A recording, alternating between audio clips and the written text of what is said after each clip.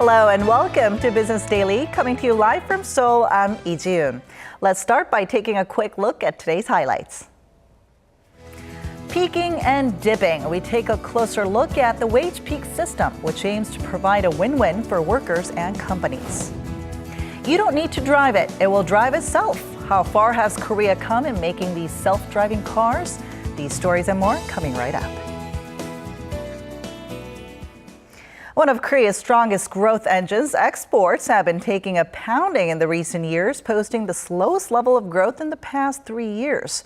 A report by the Korea Institute for Industrial Economics and Trade shows that the country's outbound shipments grew by an average 1% annually from 2011 to 2014.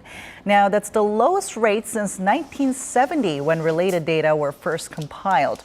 It's also a marked difference from the 11.9% average annual growth reported from the years 2000 through 2008.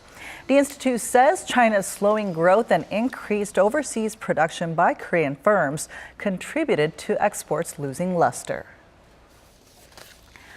More worrying signs for the Korean economy. Sales and operating profit for Korea's top 500 companies have both fallen, according to figures from last year.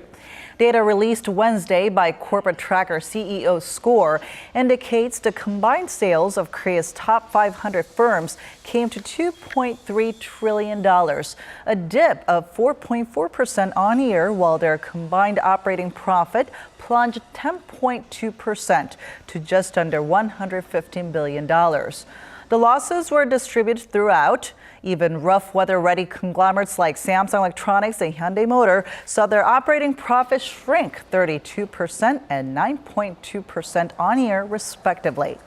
4 out of 5 of Korea's exporting strengths, except for steel, recorded reductions, while shipbuilding, machinery, and facilities deepened their deficits.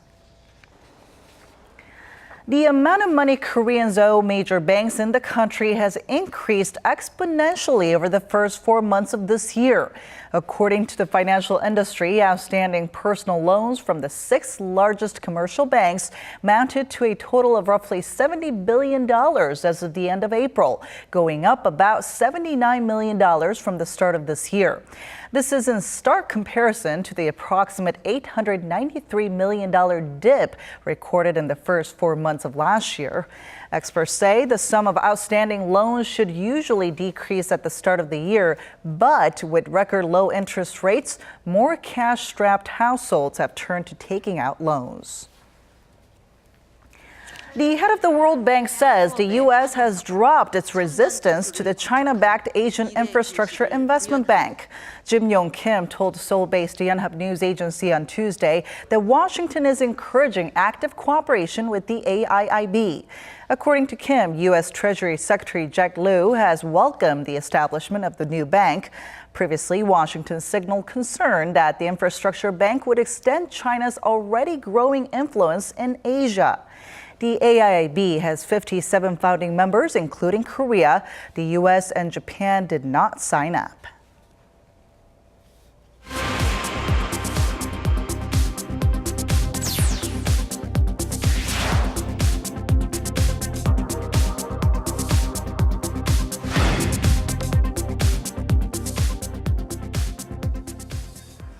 Google is set to roll out its first self-driving cars this summer onto the public roads of Mountain View, California. So how far along is Korea on this technology? Our Eunice Kim has more. This vehicle moves ahead by itself without any direction from the driver at the wheel. It changes lanes when it determines it needs to, and upon approaching a red light, it reduces its speed and stops at the line. This autonomous vehicle is the first of its kind in Korea to have the ability to self-direct itself according to traffic signals. But Korea's automation technology is still set to be about 5 years behind that of developed countries, and it'll likely be much longer before self-driving cars hit the market. 10 years from now, the world's autonomous vehicle market is still expected to be minuscule, making up less than 1% of the cars sold in 2025.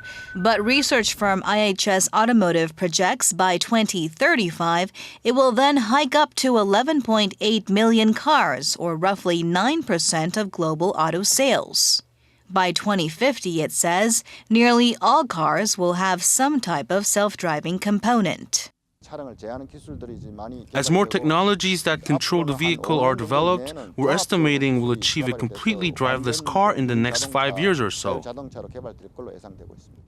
And as Korean car makers and its global competitors move step by step to build vehicles that can ultimately run hands and eyes free, Google is making progress on its goal to scrap human driving altogether within 5 years. It said it will roll out its first batch of self-driving prototypes this summer onto the public roads of Mountain View, California. Though unlike its initial conception, it will have steering wheels and brakes, just in case. Eunice Kim, Business Daily. Now moving on to electric cars. For those of you who own electric cars, one of the greatest challenges has been finding a charging station when needed. But with the development of a new portable charger, things are looking to be a lot more convenient. Our Lee Ju-young has the story. This electric car is making its way into a residential parking lot. While it may seem like it's pulling over to park, the driver is actually looking for a power outlet to charge the car's battery. Before, it was really inconvenient since I could only charge my car at dedicated recharging stations. But now with a new portable charger cable, I can recharge my car batteries anywhere. The new portable device called EV Line is the brainchild of technology developer PowerCube, which has teamed up with the Seoul city government and mobile carrier KT to encourage private ownership of electric cars.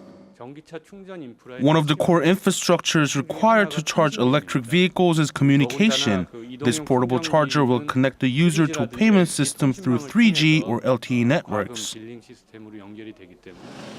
When recharging, drivers will have to use the charger to scan an identification tag attached to power outlets in parking lots of apartments and commercial buildings.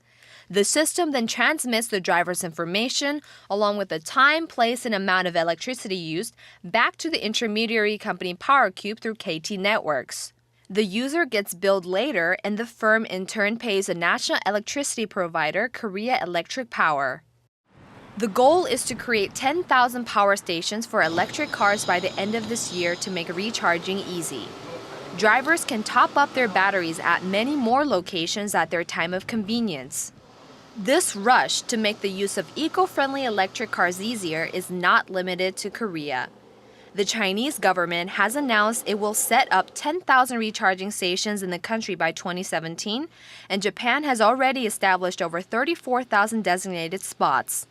Seoul City says it will roll out 100,000 spots for EV line users by 2018, with the hopes of becoming the city with the world's highest concentration of electric vehicles on the road. Lee Ju-young, Business Daily. Starting next year, the retirement age of 60 will become mandatory for many companies across the country. Now, this might be good news for older employees, but worrisome for employers who will have to pay for their generally higher salaries for a longer period of time. To help lessen the burden, the Korean government, along with the extended retirement age, has introduced a wage peak system.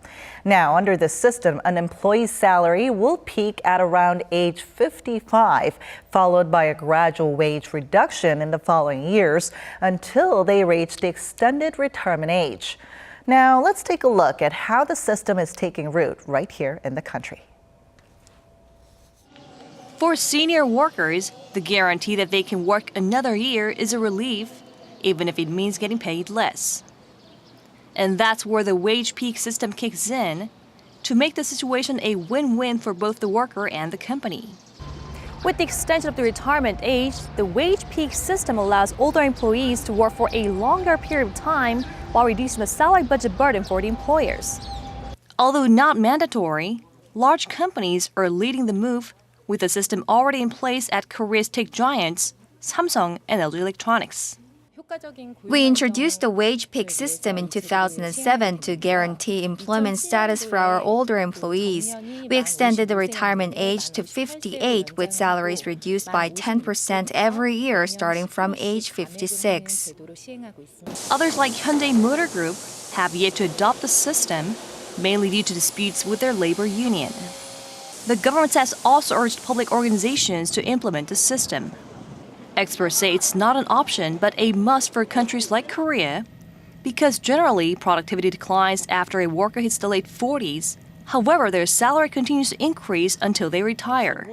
Only Korea and Japan employ the salary system in which the wage increases by the year regardless of performance. But the most advanced countries do not need the wage peak system because they employ performance-based salaries. In line with this, experts also point out that the implementation of wage peak system should lead to an expansion of performance-based salary systems, possibly resulting in long-term labor reforms the government has been pushing for.